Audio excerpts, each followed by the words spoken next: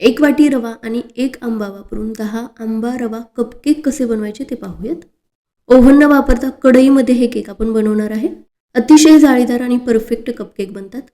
तर त्यासाठी रवा बारीक करून घ्यायचा, एका भांड्यामध्ये काढून घेतला. यामध्ये मँगो पल्प आणि दूध घालून चांगलं मिक्स करून घेतलं. थोडंसं मँगो इमल्शन घालून चांगलं मिक्स करून घेतलं. 15 मिनिटे हे भिजवून घेतलं. आता यामध्ये मैदा चाळून घ्यायचा, त्यानंतर पिठी साखर घालायची. तेल आणि दूध घालून पुन्हा चांगलं मिक्स करून घ्यायचं. थोडं थोडं दूध घालत 3 ते 4 मिनिटे चांगलं फेटून घ्यायचं. आता यामध्ये बेकिंग पावडर, बेकिंग सोडा, थोडंसं मीठ घालून पुन्हा मिक्स करून घेतलं. छोट्या छोट्या वाट्यांमध्ये हे बॅटर भरून घेतलं. कढईमध्ये 25 ते 30 मिनिटे बेक करून घ्यायचं. थंड झाल्यानंतर हे केक काढून घ्यायचे.